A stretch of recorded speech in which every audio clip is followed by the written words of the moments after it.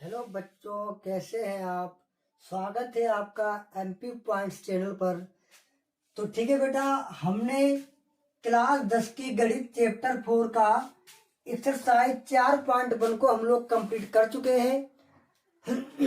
आज हम लोग एक्सरसाइज 4.2 पर चलेंगे, जिसका पहला सवाल इस प्रकार है कि गुणनखंड विधि से निम्न मूल ज्ञात कीजिए। इन नीचे हमें सवाल दे रखे हैं, मैंने पहला सवाल लिख लिया। इसके अलावा में 3-4 लगभग 5 सवाल इसके तुम्हें पहले के लगभग 5 खंड है जिनको आपको करना है। तो लगभग में इसमें 2 या 3 खंड हम लोग कर लेंगे, उसके बाद में अगले हम जो है ना दूसरे वीडियो में करेंगे। तो ठीक बेटा, देखिए किस विधि से बता रहा, गुणनखंड विधि से निम्न के मूल ज्ञात कीजिए। तो बेटा क्या काम करेंगे, देखिए गुणनखंड कैसे किया जाता है, यहाँ पर आपको बहुत ही अच्छी तरह समझना है ताकि आपको अच्छी तरह से समझ में आ पाए। तो देखिए बेटा, तरीका इसका क्या है। सबसे पहले इसकी फर्स्ट वाले की और सबसे लास्ट वाले की आपस में गुणा की जाती है। क्या की जाती है बेटा, गुणा की जाती है। तो जब हम फर्स्ट वाले की लास्ट वाले के साथ में गुणा करेंगे, वो यहाँ पर ठीक है, जब फर्स्ट वाले की लास्ट वाले से गुणा करेंगे तो आ जाएगा -10 और गुणे 10 गुणा होगी x के साथ में, तो 10 गुणे x स्क्वायर, तो आ जाएगा -10x स्क्वायर। कितना आ जाएगा बेटा, -10x स्क्वायर हो जाएगा। क्या सुना बेटा आपने, फर्स्ट वाले की और लास्ट वाले की गुणा की जाती है पहले, तो कितना आ गया -10 और फर्स्ट वाला x स्क्वायर है, तो आ गया हमारे पास -10x स्क्वायर। अब यहाँ पर हम -10x स्क्वायर के ऐसे गुणनखंड बनाएंगे कि हमारा जोड़ने पर या घटाने पर 3x आ जाए और गुणा करने पर हमारा -10x स्क्वायर ही रहना चाहिए। ये बात आपको ध्यान रखनी है। क्या करना, हमें 10 को हमें ऐसा तोड़ना है, इसके ऐसे फैक्टर बनाने हैं कि अगर हम जोड़े या घटाएं तो वहां पर हमारे पास -3x आए, अगर गुणा करें तो हमारे पास -10x स्क्वायर आए। यानी गुणा करने पर इतना आना चाहिए और जोड़ने पर -3x आने चाहिए। अगर ऐसा आ रहा है तो समझिए बिल्कुल ही सवाल हम लोग सही कर रहे हैं। तो अगर आपको नहीं पता क्या लाए तो उसका तरीका होता है बेटा, यानी 10 दिए रखे, 10 के आप फैक्टर कर लीजिएगा। 10 के आप क्या कर लीजिएगा, फैक्टर आप कर लीजिएगा। और 10 को आप पता कितने काटते हैं, या तो 2 से काट सकते हैं या फिर 5 से। तो चलिए 2 से काट दे रहे, 2 पंचे 10। अब 5 कितने से कटेगा, 5 एकम 5 से कटेगा। तो ध्यान से देखिएगा हमारे पास कौन से फैक्टर बने। हमारे पास जो फैक्टर बन के आए वो 5,2 बन के आए। कितने बन के आए बेटा, हमारे पास 5,2 बन करके आए हैं। तो 5 को हम ऐसा लिखे ताकि 3x बच जाए, तो सही बात है, माइनस के ले लेंगे 5 और प्लस के ले लेंगे 2, क्योंकि 5 से जब 2 जाएंगे तो कितने बचेंगे, माइनस के 3 बच जाएंगे। हमारी बेटा आप समझ रहे बात, यहाँ माइनस है या प्लस है, तो प्लस माइनस क्या आ जाता है, हमेशा माइनस होता है। ये हमने अपने फर्स्ट वीडियो में समझाया है, जिसमें लिखा है चिन्हों की गुणा करना। तो ये माइनस का 5 है, प्लस का 2, तो 5 से 2 जाए कितने बचेंगे, माइनस के 3 बचेंगे। चलिए ठीक है, एक तो कंडीशन हमारी सोल्व हो गई, माइनस के 3 आ गए। क्या गुणा करने पर भी माइनस के 10 आ रहे हैं, हाँ बिल्कुल आ रहे हैं, क्योंकि जब आप गुणा करेंगे -5 की 2 से, तो यहाँ माइनस या प्लस, तो प्लस माइनस माइनस, अब 5 दूनी 10। इसका मतलब यहाँ पर हमारी दोनों ही कंडीशनें सोल्व हो गई हैं। ये तो था हमारा रफ्तार। अब हमें पता लग गया है कि यहाँ पर देखिए कि हमने कौन से फैक्टर हमें मिले थे, हमें फैक्टर 2 मिले।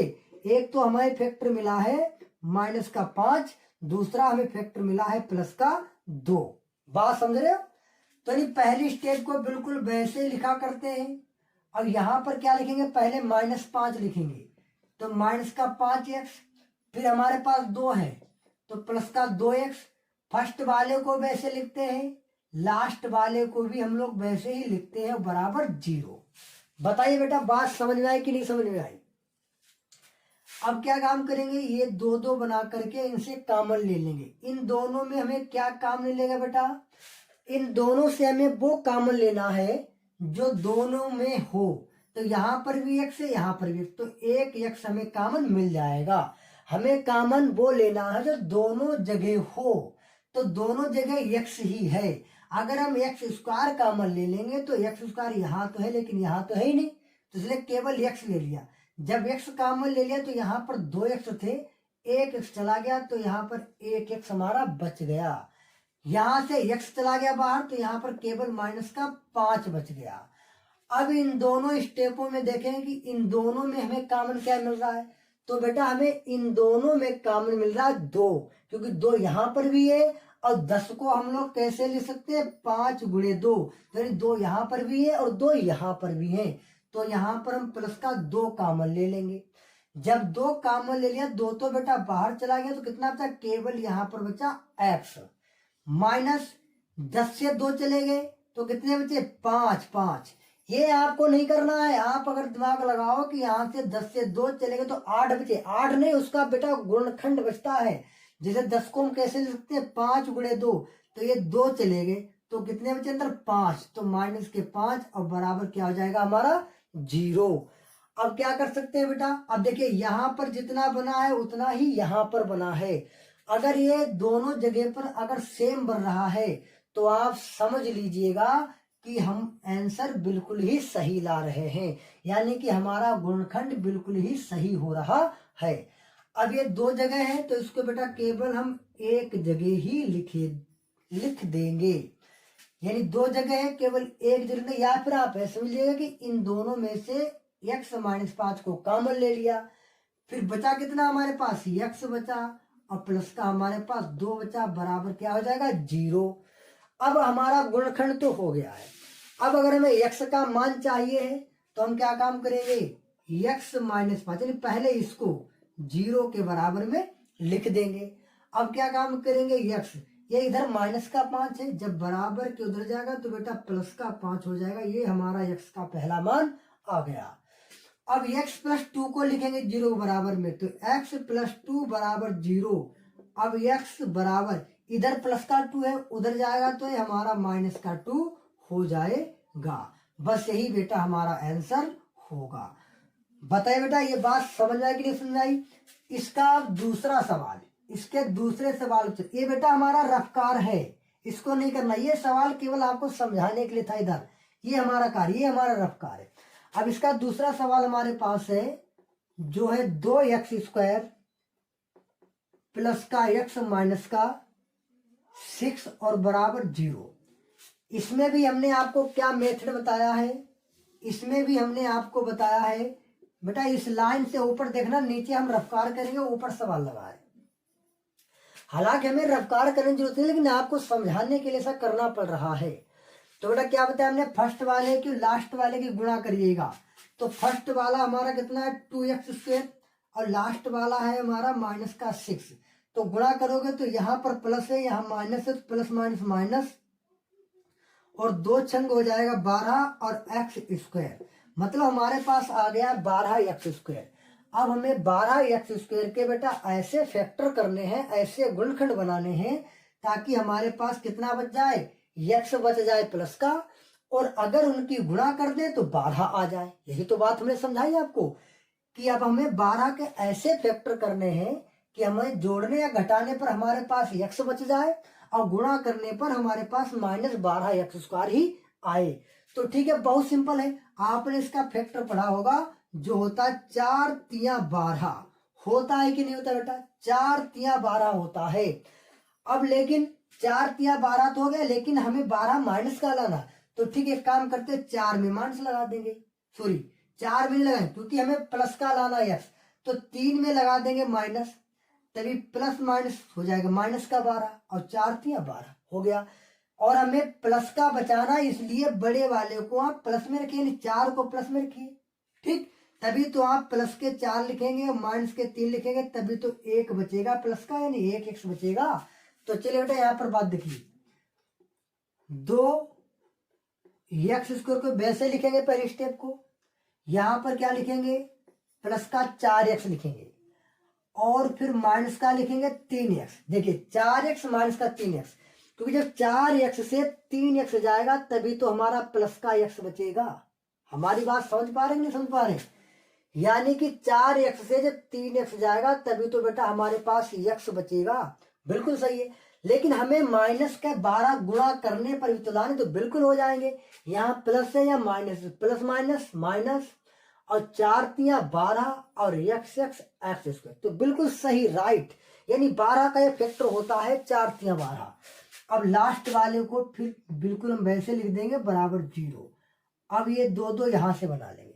अब इन दोनों से क्या कॉमन मिलेगा बेटा? देखो सबसे पहले तो हमें यहाँ से 2 मिल रहा है कॉमन। क्यों? क्योंकि 2 यहाँ पर भी है, 4 के पास में भी 2 है, क्योंकि हम 4 को कैसे लिख सकते हैं? 2×2। तो 4 के पास भी तो एक 2 है, तो हमने 2 को कॉमन ले लिया। अब x यहाँ पर भी, x यहाँ पर भी, फिर हमने एक x को कॉमन ले लिया। अब यहाँ कितना बचा? 2 बाहर चला गया, एक x बाहर चला गया, तो यहाँ पर केवल एक x बचा। फिर प्लस का यहाँ से 4 था, 4 से 2 बाहर चला गया तो केवल 2 बचा। x से x चला गया तो केवल x+2 बचा। अब यहाँ पर 1 2 तीसरे नंबर पर जो चिन्ह होता है उस चिन्ह को कॉमन लेते हैं। तो 1 2 3, तीसरे नंबर पर माइनस है तो माइनस का चिन्ह कॉमन लेंगे। अब देखिए यहाँ पर बेटा क्या काम मिलेगा? देखिए 3 यहाँ पर है, 3 यहाँ पर भी है, लेकिन आपको दिख नहीं रहा। क्यों? क्योंकि 6 को हम लिख सकते हैं 3×2, तो 3 दूनी 6 तो होगा। तो 3 यहाँ पर भी है, 3 यहाँ पर भी, तो 3 को भी हम लोग कॉमन ले लेंगे। अब यहाँ कितना बचेगा? जब यहाँ से 3 चला गया कॉमन तो बेटा यहाँ पर बचा हमारा केवल x। और जब आपने माइनस कॉमन लिया, ध्यान समझिए, जब हम लोग माइनस कॉमन लेते हैं तो जहां पर माइनस होता है वहां हो जाता है प्लस, जहां पर प्लस होता है वहां पर हो जाता है माइनस। तो हमने यहाँ पर माइनस का 3 कॉमन ले लिया तो यहाँ x हो गया। जब माइनस कॉमन ले लिया तो यहाँ प्लस के कितने बचे? केवल 2, क्योंकि माइनस कॉमन ले लिया तो प्लस हो गया। अब 6 से 3 निकल गए, यानी ये 6 है, 3 दूनी 6, 3 निकल गए, 2 बचे, तो केवल 2, अब बराबर 0। अब ये दोनों देखिए बेटा एक जैसे बन गए कि नहीं बन गए? हमने आपसे कहा कि अगर ये दोनों एक जैसे बन गए हैं तो बिल्कुल ही सवाल सही लग रहा है। अब इन दोनों को एक जगह कॉमन लेकर के लिख देंगे, यानी x+2, और इसको इसके साथ लिखेंगे 2x-3 बराबर 0। ये हमारा गुणनखंड हो गया। लेकिन अगर हमें x का मान चाहिए तो क्या काम करेंगे? x+2 को पहले इस स्टेप को लिखेंगे 0 के बराबर में, फिर x, ये प्लस का 2 इधर है, जब बराबर के उधर जाएगा तो माइनस का 2 बन जाएगा। ये हो गया हमारा पहला आंसर।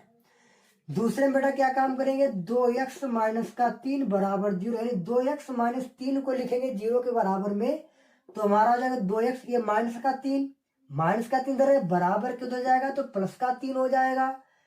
फिर x बराबर 3, 2 गुणे में है, उधर जाएगा तो बटे में हो जाएगा, यानी x बराबर हमारे पास हो जाएगा 3/2। बताइए बेटा इतनी बात समझ में आई कि नहीं समझ में आई है?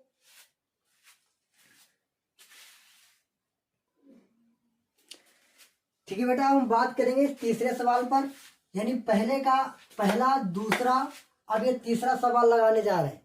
यानी गुणनखंड कीजिए, इनका पहले दूसरा अब तीसरा सवाल इसी का ही है, जो किस प्रकार है? √2x² प्लस का 7x प्लस का 5 √2 बराबर 0।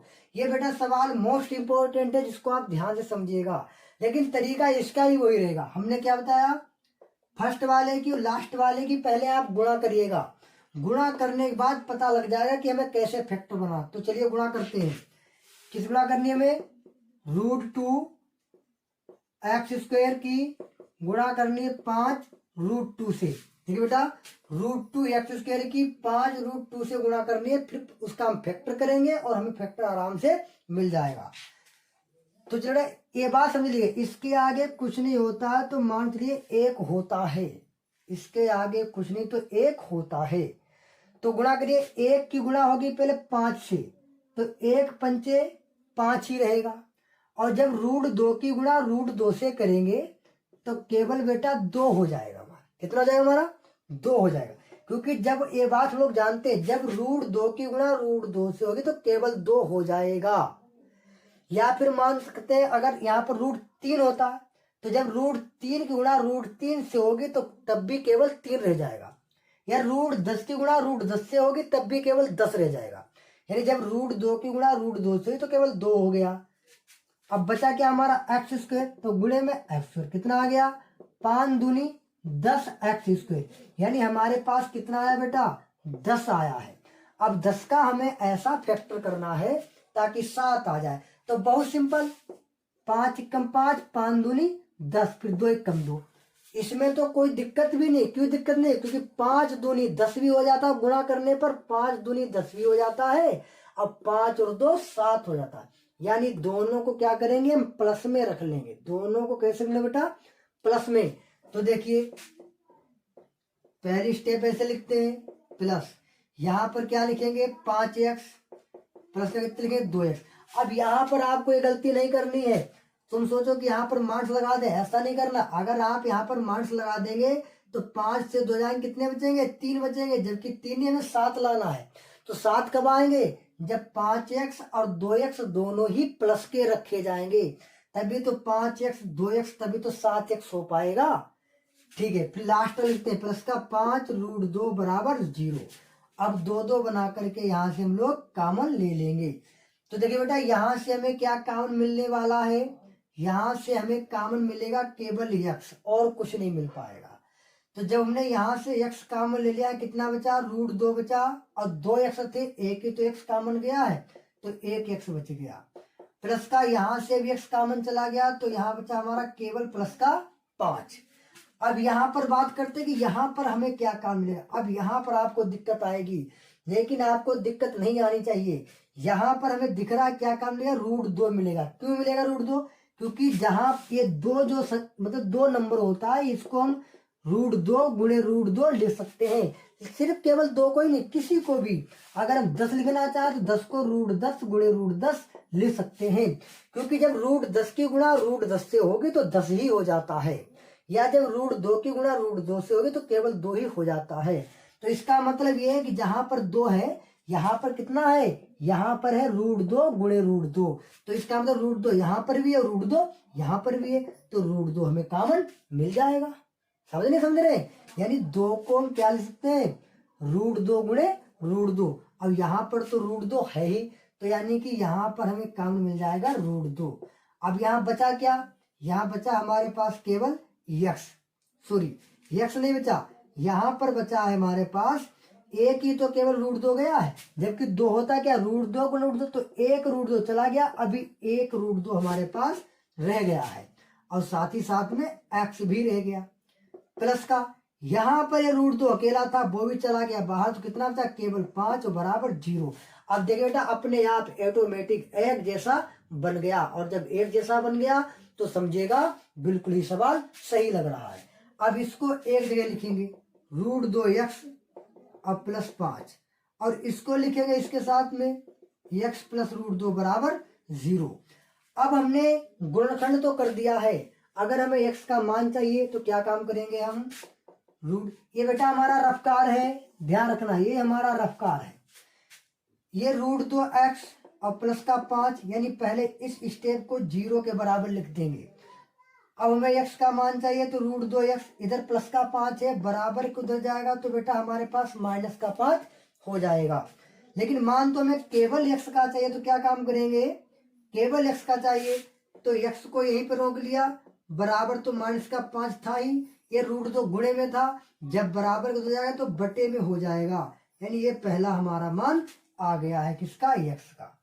अब अगर हमें दूसरा मान निकालना है, इसको रखा था 0 के बराबर अभी हमने, अब इसको रखेंगे 0 के बराबर में, तो यानी x प्लस का रूट 2 बराबर 0 लिखेंगे, तो मतलब x बराबर ये रूट 2 इधर प्लस का है, जब बराबर उधर जाएगा तो माइनस का रूट 2 हो जाएगा, और यही हमारा दूसरा भी आंसर हो जाएगा। तो बताइए बेटा आपको ये हमारे 3 सवाल यानी गुणनखंड विषय निम्न के मूल ज्ञात कीजिए, बेटा इन्हीं को मूल कहते हैं, ये जो हमारे मूल निकल के आ रही है ये जो है ना इन्हीं को हम लोग क्या कहते हैं मूल कहते हैं। कहता है कि मूल ज्ञात कीजिए, तो यही तो हमारे मूल है, यही तो हमें मूल ज्ञात करने थे, यही हमने ज्ञात कर दिए। तो बताइए बेटा आपको हमारा वीडियो कैसा लगा है। इसके बाद में अगले वीडियो में इसके लगभग में 2 सवाल और बचे हुए हैं, यानी पहले ही सवाल के 2 खंड और बचे, वो अगले वीडियो में करेंगे। तो ठीक है बेटा, अगर आपको समझ में आ रहा है तो आप हमारे चैनल को लाइक सब्सक्राइब और शेयर जरूर करिएगा, ताकि हम आप लोगों के लिए अच्छे अच्छे वीडियो बना सकें। तो ठीक है बेटा, मिलते हैं अगले वीडियो में, तब तक के लिए जय हिंद जय भारत।